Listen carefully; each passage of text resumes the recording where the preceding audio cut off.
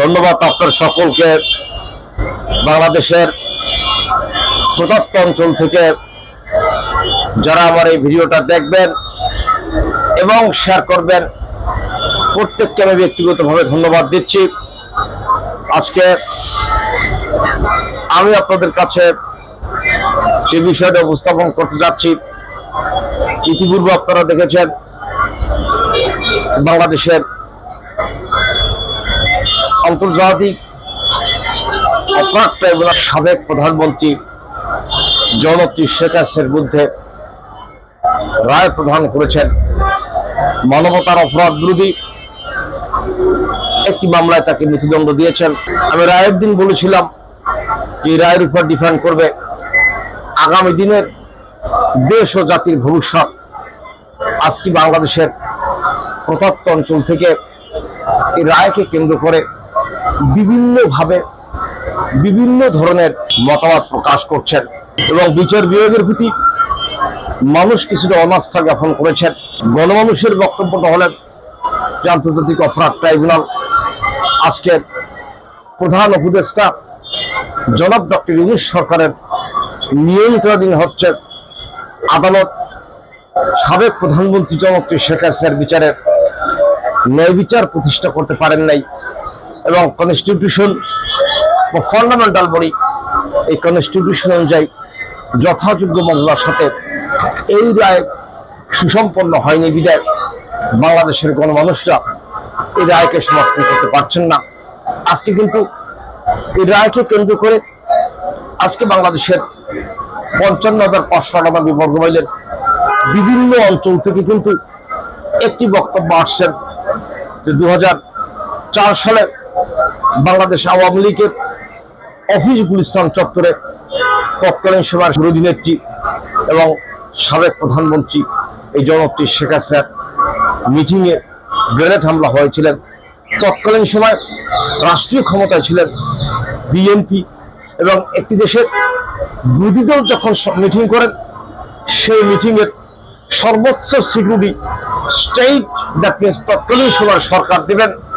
বাংলাদেশের সংবিধান এটা স্বীকৃত এবং সেই মিটিংয়ের প্রচার হওয়া সত্ত্বেও সেই 2004 সালের 21শে আগস্টে যখন এই সাবেক প্রধানমন্ত্রী জননেত্রী শেখ হাসিনা তারা আওয়ামী লীগ চত্বরের রমনা ভবনের সম্মুখে মিটিং করেছিলেন, তৎকালীন সময় গ্রেনেড হামলা হয়েছিলেন।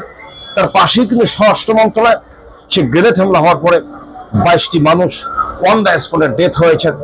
দ্যাট টাইমে কিন্তু পুলিশ চতুর্দিকে পেট্রোলে ছিলেন, কোনো পুলিশ সে আসামিদেরকে গ্রেপ্তার করতে পারেন নাই এবং পশ্চিমকেও গ্রেপ্তার করেন নাই। পরবর্তীতে মামলা রেকর্ড হওয়ার পরে জজ মিয়া নামক একটি ছেলেকে গ্রেপ্তার করেছিলেন। তিনি ছিলেন ময়মনসিংহে বাড়ি, তিনি করতেন মেস্তুরির কাজ এবং তার ওয়াইফকেও কিন্তু টাকা দেওয়া হয়েছিল ফ্যামিলি চালানোর জন্য।